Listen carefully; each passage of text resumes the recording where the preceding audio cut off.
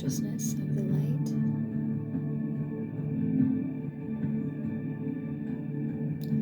I'd like to give me a preview message for my next reading. Thank you. Let's get into it.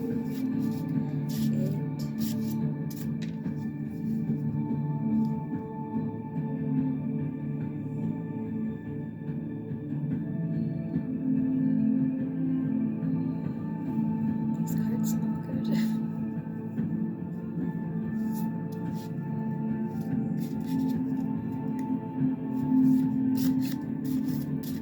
What is it that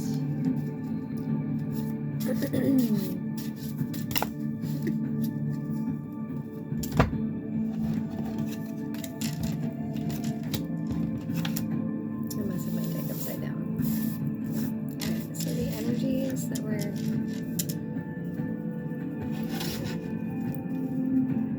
going to be walking into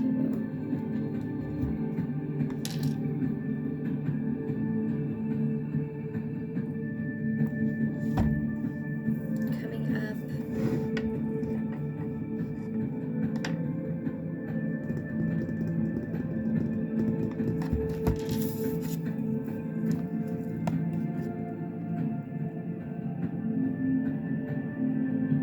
King of Staves. By the way, this is my new deck.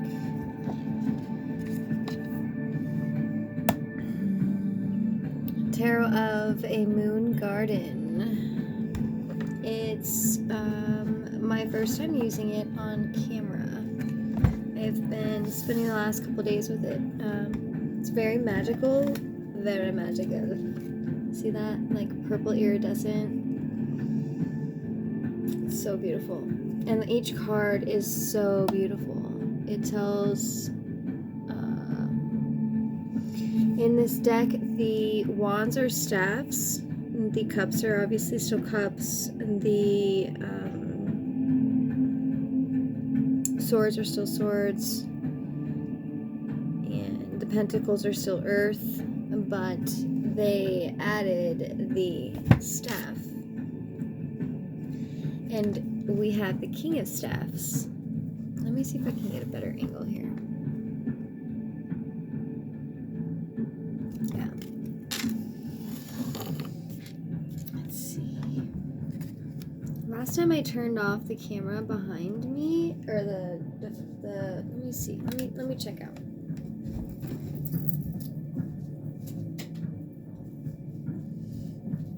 It's gonna be too dark.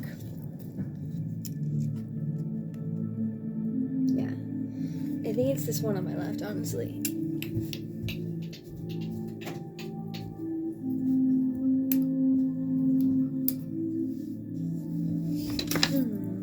don't like that. Let's see. I don't know if that changed the lighting at all, but let me see. Did, but I don't know if it matters to the card. Anyways. So hopefully the music isn't too loud. Maybe I'll just come closer. Okay. So in this card, we have the King of Staffs, and he is sitting in his throne. He has let's take a look at him. He's got an eagle on his crown, Aries looking wings. He's sitting in a forest. There is a lizard on his left, and he's holding a staff. So I don't know if you've been following me, or if you're new here. I like to get pretty mystical and esoteric with my personal growth and development, and I use ancient techniques, which one of being tarot. So I'm picking up on some energies that I would like to do a few readings on coming up. And the first one, we have the King of Staffs.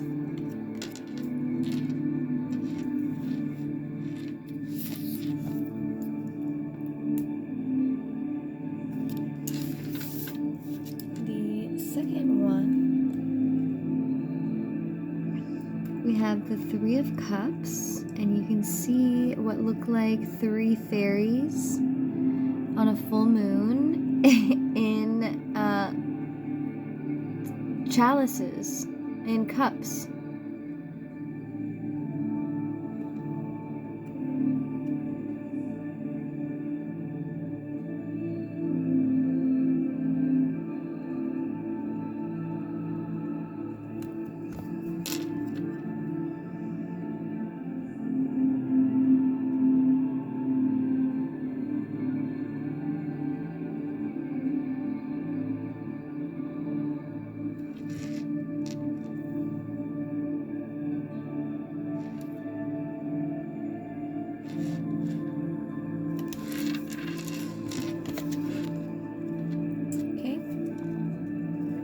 The next card we have is the Two of Cups.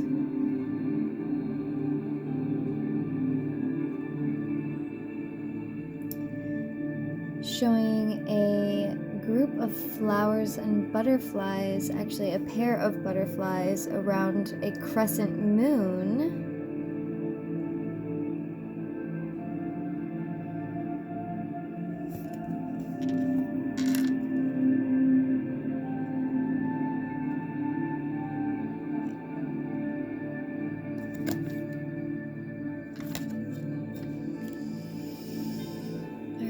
Stay tuned to find out what stories we have to unfold with each of these cards.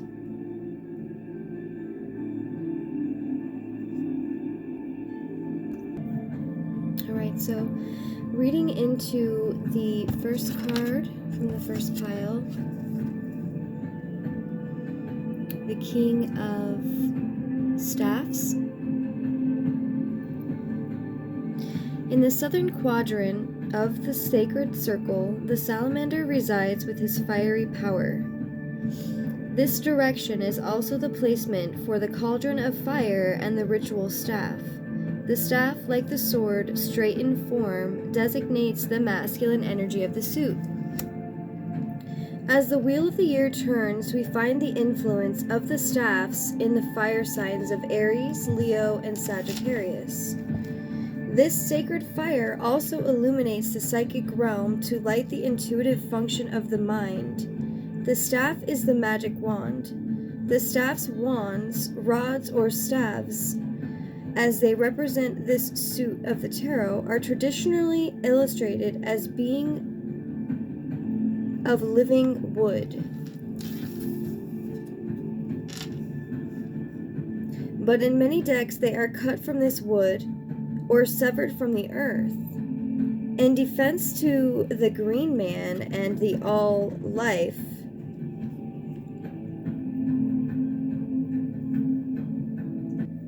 so basically alluding that the staffs in the tarot of the moon garden are still rooted, growing and strongly connected to Mother Earth. The element of fire in ritual is associated with this suit. Ashes from the ritual fires are considered a charged substance. Some or all of them may be cooked and saved for use in future rituals of the same or similar nature. Those that are not saved should be turned back into the earth or scattered to the winds. Okay, so it's kind of interesting because I've actually been doing a lot of, I do a lot of smoke cleansing regularly, but I've recently burned through like a few sacred bundles and a pine cone recently, and I finally have enough to create some what they call black salt.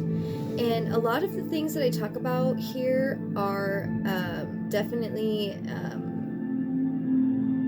esoteric, mystical, and ancient origin. So just so you're aware, you know, I am I always set the intention for my videos to reach those who need to hear them the most, and I find that always seems to work. So I'll just leave that there. But this is an example of black salt, and it can be used in ceremony, rituals, and that's mostly how I use it, so I'm just gonna leave it at that. Black salt.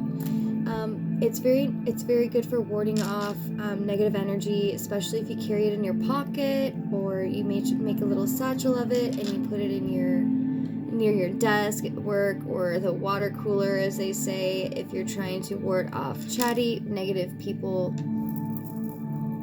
That's what this is great for. You can also use ash in a lot of different other ways. I'm not going to get into that right now, but I thought it was pretty significant to mention that, because I've been making a collection of that myself, and I'm really close to making some salt.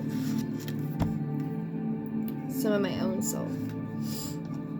And I do sell little kits with these available in them as well, including a few other things like salt, pink Himalayan sea salt, white and mixed sand, some goldenrod. I also have lavender. I have a few assortments of things, but not getting too squirreled as I do. I mean, it's my nature.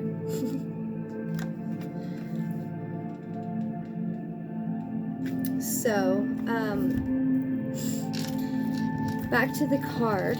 Now, doing a little, this book provides some really cool insights about the cards, and I'm new to tarot.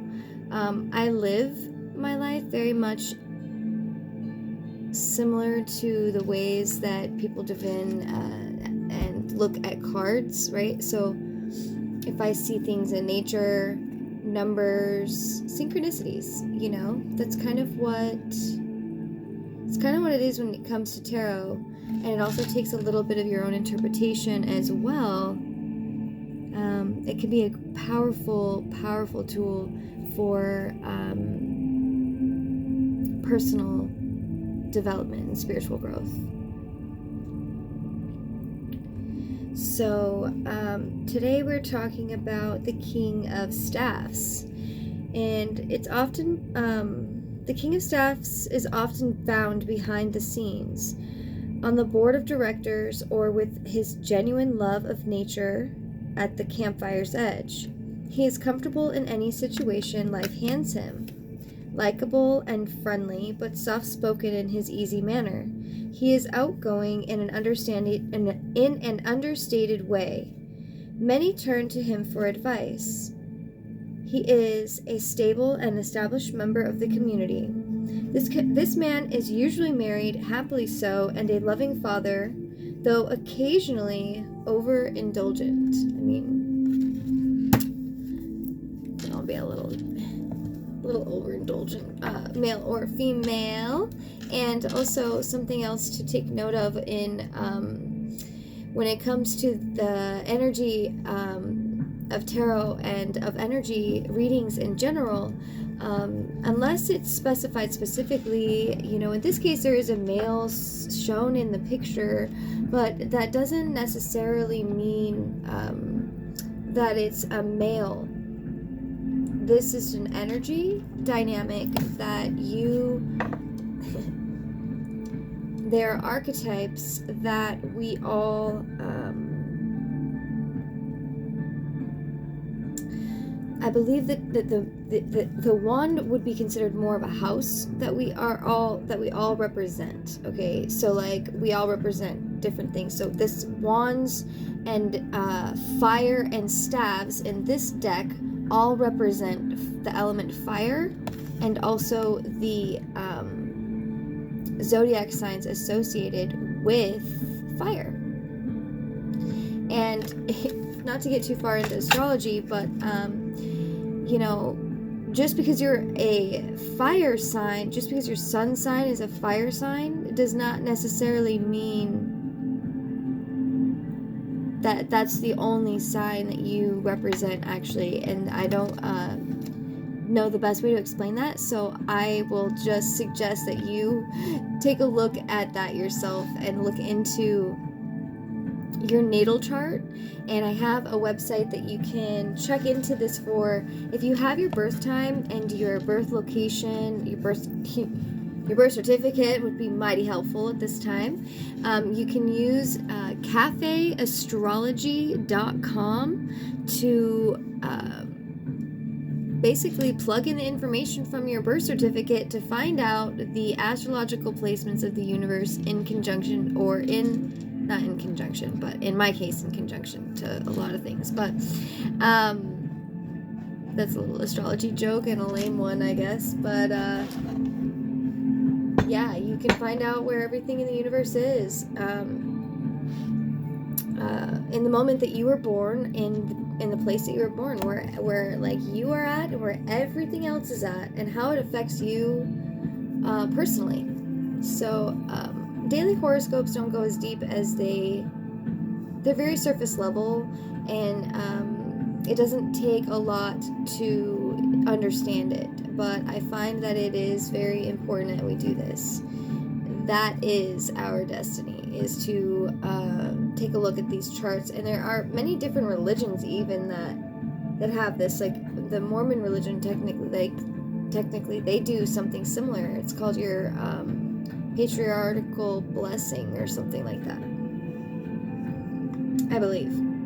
I could be wrong, but if it's not the right words for it, what I'm describing is basically once you get baptized into the church and you become an adult and you're like righteous, I guess, you kind of get this blueprint from someone. I don't know how it works, but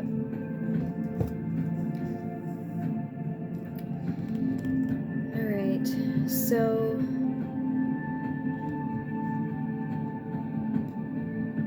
now we're going to go into some of the descriptions in the card. Some of the ways to further interpret this next reading for this pile that I am going to go meditate on. But I wanted to work through this with you because I find that by showing you this, maybe you can learn yourself. And that's all I'm here to do. I'm not here to be the gatekeeper for anything. I find that knowledge is a power, and it is helping raise the consciousness of our collective. And what better than to be an example as just an everyday somebody, or an everyday nobody, or whatever you want to call it. Like, this is our everyday lives, and when you start to use some of the tools that we've been given, that our ancestors have used to guide them. Lots of pharaohs and kings and queens and emperors, empresses of the past, warriors, have all had, some spiritual advice, whether from themselves or an advisor. And these are the tools that some used, and there are thousands of ways that cultures around the world for millions of years have used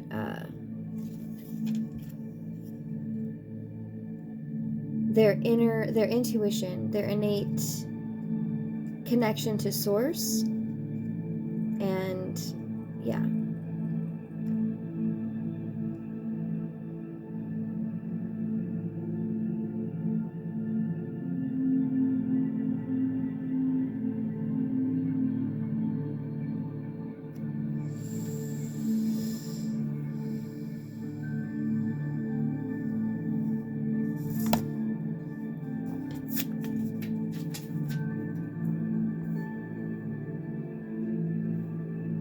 So in the card,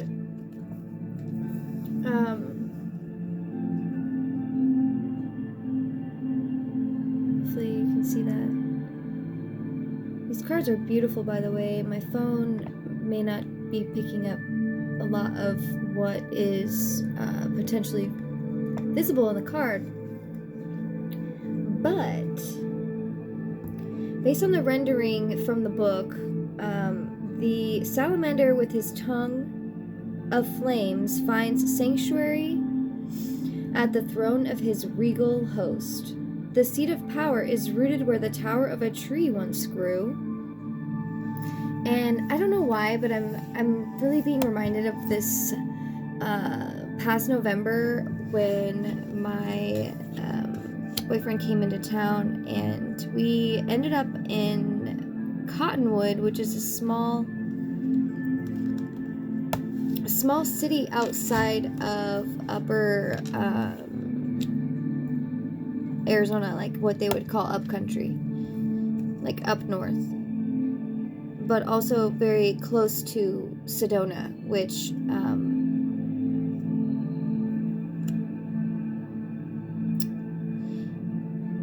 I'm sure most of you are aware is known for its spiritual energies, vortexes in that area. And I'm also getting I'm just going into my own, actually, I don't want to do that yet. Actually, whatever. So it's reminding me of that tree that we stayed at, and my boyfriend and I stayed at, and it was under Orion's belt. And I find Orion's belt super significant for me personally. And this king is sitting on this, what was a tall tree. And the tree that what I'm picturing is how old this tree was, and how old this tree looks like it's giving me is, this cottonwood tree was 400 years old, and it was so large. It was so magical. It was so magical. So that's the energy that I'm getting from this card right now.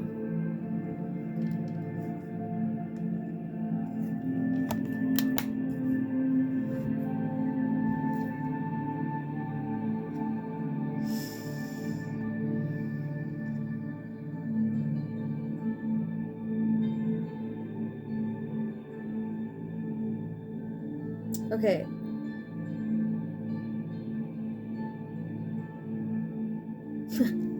So this is the kind of stuff where tarot starts getting a little perfect. Like, you can't make this shit up. I can't make this shit up.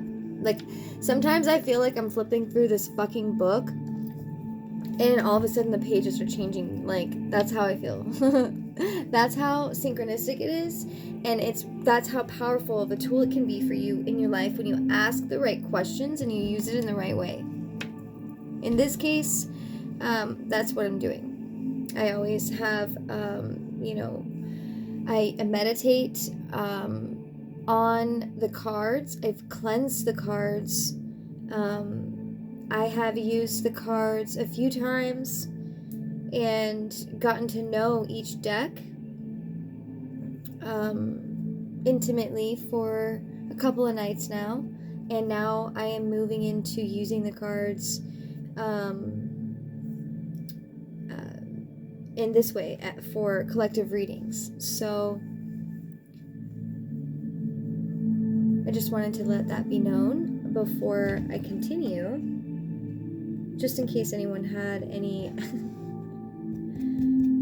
questions about my energy, I guess, if you will. I spent a lot of time in deep thought, meditation, breath work, working on my own mind, the things that I have to bring to the surface that need to be let go of. That's what this channel is about. Again, spiritual growth and development, personal development, through means of ancient mythology, ancient techniques from all over the world. And I do something about what is happening right now on the planet is very much so a remembrance of ancient ways. And so I find that this deck is perfect. So it provides a ritual with this card, and I'm going to read it. I didn't intend to read these types of things because I didn't know the audience, but again, I have the intention when I make these videos to connect with people who have open minds and our heart is aligned and our soul, journey, people that are on their soul journey to their deepest soul's awareness. And a lot of that takes going through some shedding, and with the season of eclipse and equinox that we're in right now, and wrapping it alongside with Mercury retrograde, it's like there's a profound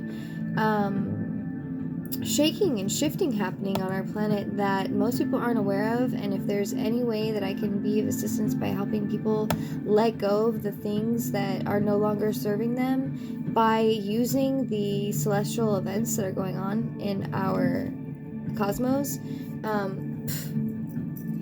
then I have done my part. And as sharing the message.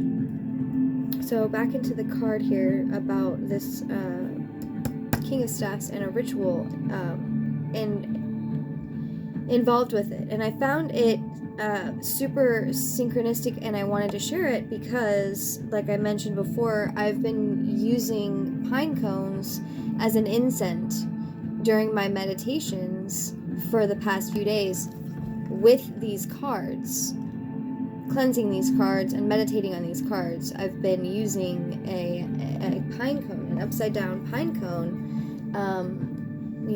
and it's actually a really beautiful thing if you are interested. But it is in raising the cone of power that our everyday lives are transformed through magic. And one of the channels that I watched that has come across my life recently is Our Everyday Lives. And so again, no coincidences here. Through rites that include chanting, drumming, and dancing, we entertain and align our energies and intent in circle magic. Our vibrations are raised to a transformative level of energy that hovers above that of physical matter, allowing us to shift and shape that matter at will. As you dance their prayers, drums and voices, or as you dance your prayers, drums and voices reach a fevered pitch. Hair stands on end, and each magician feels the power surging up through their feet to pulse as though connected to one visceral organ. At this peak, the staff is thrust upward into the cone, dispensing its energy into the universe. Those who have participated in a cone zone will attest to the seemingly miraculous events that weave through the microcosm of their personal lives in the offing. I'm going to assume that means offering, or in the offing of the pine cone. Oh boy. Macrocosm goals involving planetary and human conditions require a persistent application of this power. The wounding from our abandonment of spirit and nature will soon heal in the loving ministrations of the God and Goddess. Most circle gatherings focus on the collective prayer for those entities, including the earth, who suffer from hunger or abuse. The cone of power may the cone of power may be visually invoked. Sit quietly in a dark room, focusing on the rhythm of your breath until you can feel it match the beat of your heart. Imagine a spark of blue light issuing forth with each breath until a small ball of light begins to circle above your head. Attune your intent with the light and the rhythm of your breath. It will begin to increase in intensity and velocity as its circles narrow in their upward spiral. So that's cool. It's super cool because that's exactly the image that happens when you burn a pine cone upside down. Is that like circling? That's so crazy. I didn't even know about this ritual, but this is there again, these innate things that we do in our everyday lives that are being woken up. And what I'm getting from this card is going into a lot of the things I've been studying recently is on my own personal journey, which is, that harnessing your power and also gaining awareness of your essence. I mean, it's all intertwined. It's a very esoteric, mystical, and spiritual thing that's unraveled here. And just by thinking about how, imagine a spark of blue light issuing forth with each breath until a ball of light begins to circle above your head. Attune your intent with the light and the rhythm of your breath. It will begin to increase in intensity and velocity as its circles narrow in their upward spiral. When you feel the first prickles of goose flesh tickling your skin, stand up as you raise your arm to open the apex of the corn. That's interesting. Maybe that's significant. As you open the apex of the cone with your right index finger, shout out your intent. You may find music with repetitive chants, percussive rhythms, or beating on your own drum, a helpful aid in this ritual. It is the visual representation of this cone of power that gave rise to the notion of the peaked hat of the witch. Interesting. Very, very interesting. I'm getting Hierophant for sure. So we're going to leave that card and the reading to follow that right there. Alright, pile number 2, we have 3 of Cups.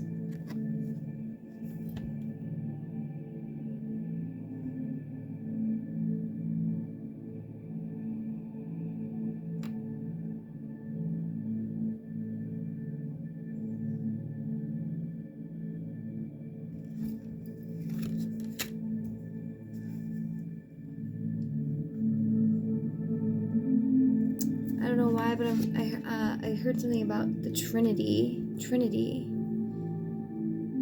The 333 could be significant for some of you. The watery realm of the cups surfaces in the western quadrant of the sacred circle. It is inhabited by undines. I don't know if I'm pronouncing that right. The nymphs of the sea, rivers, lakes, and streams. Their songs haunt our emotions and whisper through our dreams. They rock the rhythm of the tides, calling our tears to ride their waves on moonlight nights. The call to the cyclic force of water is intoned to the Archangel Gabriel. And I love that. I've recently just set up my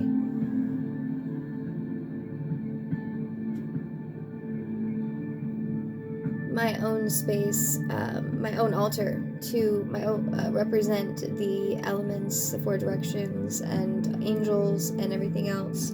And I just got this deck, and like I said, I've gotten a little acquainted to it, but it's new to me, so I haven't gone through every page. And I just love that this is so perfect.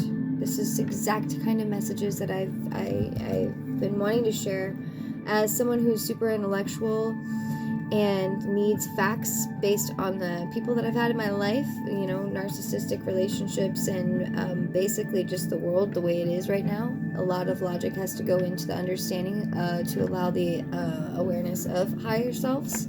So I've done a lot of that, so I've accepted a lot of that. But calling in Archangel Michael, Archangel Gabriel right now in this moment.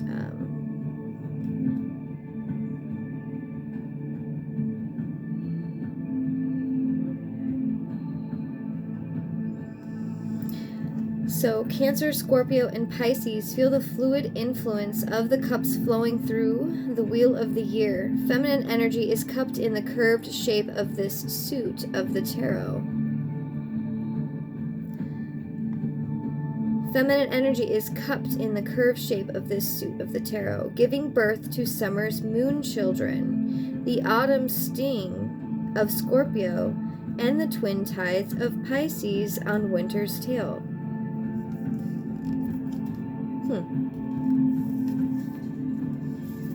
So that's a little explanation of the House of Cups, basically. Not sure if that's how you word it, but that's the way I'm using it to describe this 1:44 on the clock.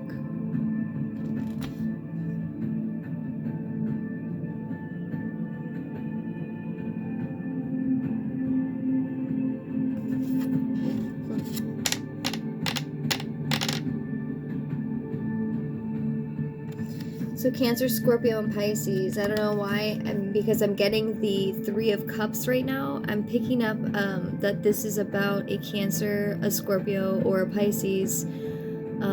Or there may be, you may be a Cancer, Scorpio, or a Pisces.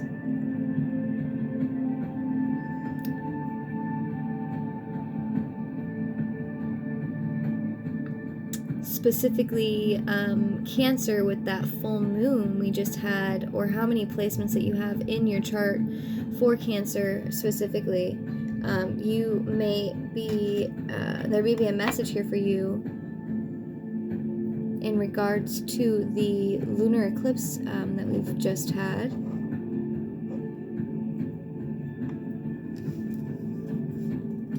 There's a full moon here. And there are 2 angels or fairies. One has like, it looks like a sun rainbow, and the other one's just a rainbow. And then it almost looks like Archangel Michael in the middle, in the front, with the blue and the yellow wings and the blonde hair.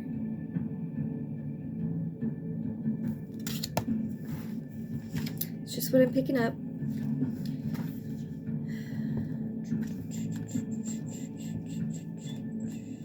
Okay. A time for celebration draws near. Proposals are accepted. Long-time ambitions are realized, and all to which the seeker has recently aspired will bring satisfaction and reward. Seize the moment, but more importantly, share it. Accept this abundance with grace. Do not identify with the monetary gain that has come. The value is in the inspiration for the self and for those who still seek the light of recognition. Avoid any tendency toward excess and never linger in the cups.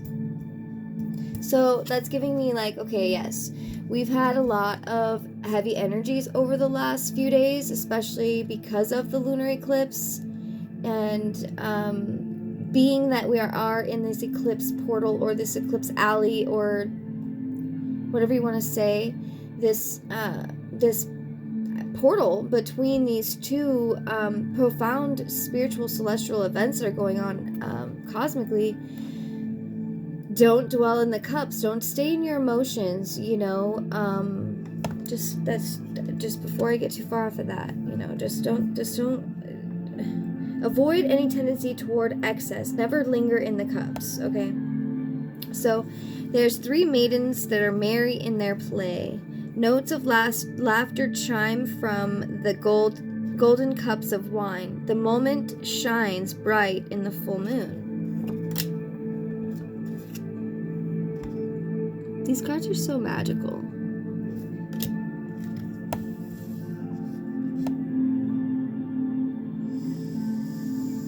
So there is a little message here, and I have yet to read it, but since we're on the trend of reading the rituals of and reading every part of the card so far, we're going to go ahead and continue to do that.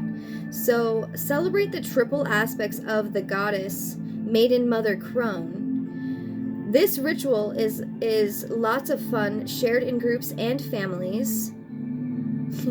Create a symbolic headdress or mask representing the guises of the goddess. These facets may be combined in one mask with one central face flanked by the profile of the other 2 faces in the triform essence of the feminine. Okay.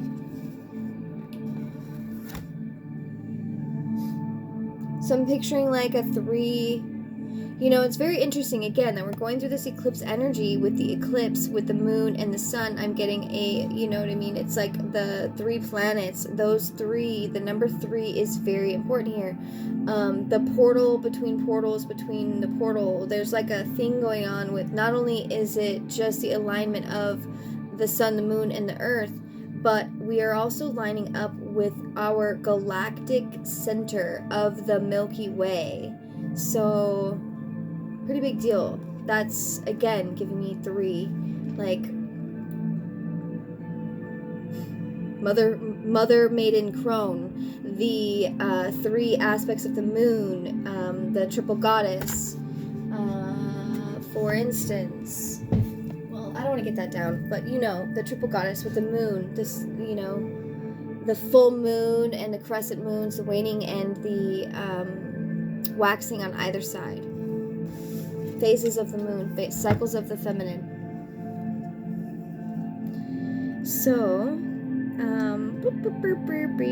or, so you can use, like, okay, so it's asking you to make a headdress, basically, or a crown, or a mask that is your interpretation of the essence of the triple goddess. Whether you choose to embody one of these individual, hang on, if you wish to honor each one with an individual and original creation. So like the full moon, the crescent moon, you know, yada yada.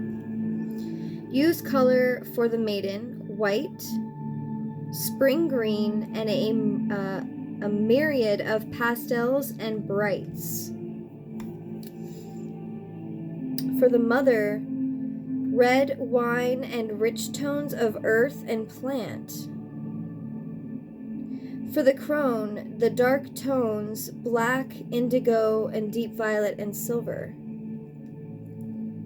Use form, light, and lithe, the maiden, buds, pussy willows, bright new leaves, spring flowers, and gossamer. Full and ripe, the mother splashes of summer flowers, fruit from the tree, and vine with the shine of satin and the richness of velour.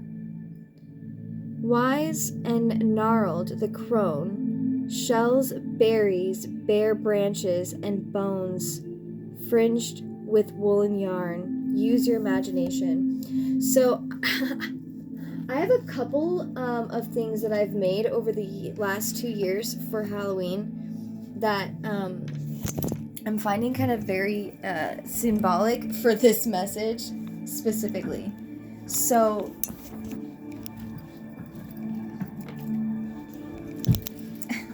first one, I wore this for Halloween. Oh gosh, what year? Last year we were 2023, so 2022. Okay, I had this, whole thing, and what's funny about both of these headdresses, if you will, or these crowns, or these whatever that I made, both included these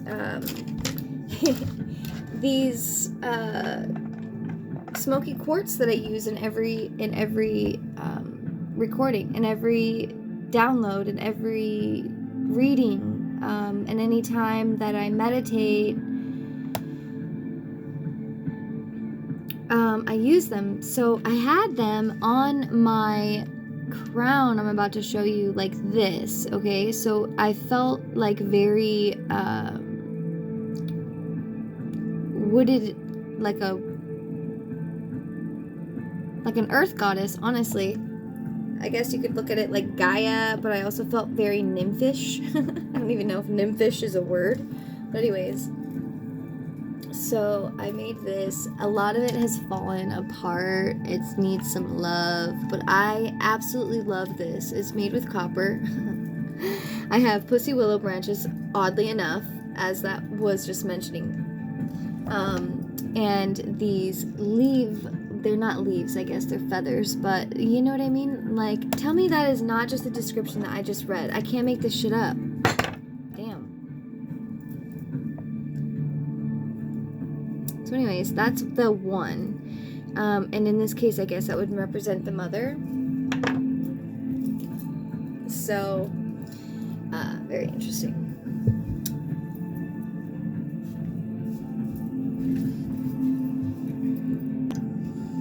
So this was my, this year I was channeling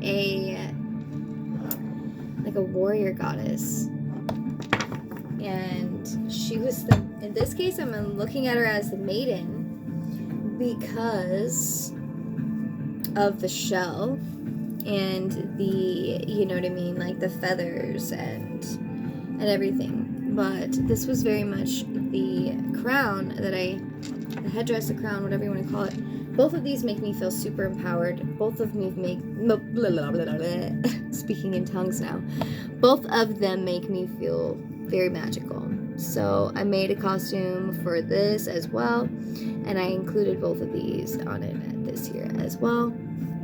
And the seashell representing also the sign of consciousness, the golden ratio that's found in everything. So yeah, I made this. These are some feathers that I've collected from my sister's chickens. I love them. That sounds like I should be like a restaurant. My sister's chickens. I don't know. Okay, so yeah, use your imagination, and it's a lot of fun. It really is. There's been some times even where I've been really anxious, a little overwhelmed, and I needed some grounding, and those two, specifically the feather crown that I made recently, helped me ground, which is kind of funny because that was what the King of Staffs from the first card was representing, how the King of Staffs has worn well the royal robe of responsibility. The weight of his crown tempers his fiery nature into the even warmth of his castle's hearth. The griffin of his banner, like the lion but rarer, is a solar beast, displaying this ruler's might, but like his queen's, his is a gentle rule.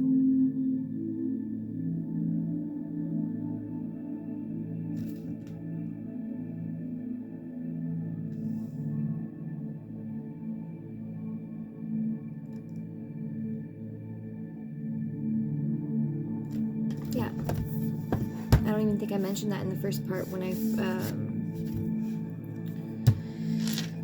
first read that card. All right, now let's get into pile number 3. pile number 3, 2 of Cups, with these little lovebirds, these little love butterflies, these little flying in the night moon garden butterflies, with this 2 of Cups, golden chalices in the mystical garden of the moon. With a crescent moon. I can't remember which one's waning and which one's waxing, but and it's always going to be reversed, right? Or you can these energies can be reversed, and also take what resonates and leave what does not for somebody else. You know, if some of the stuff that I'm pointing out is kind of irrelevant to you, then it's for somebody else. Like I said, these messages are collective, and they are meant to reach whoever they are, whoever is aligned with them. So if it's not for you, just leave it there, and no big deal. I keep opening up to this page. Anyways, it's for a reason. So back to the fact that we're still in the suit of cups. We're still in the house of cups. We're gonna go into this card a little bit. The reading. The animating forces of nature are uniting. And also something to note that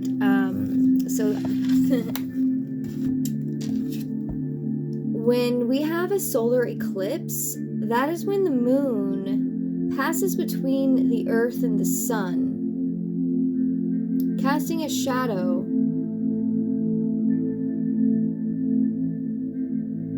on the sun.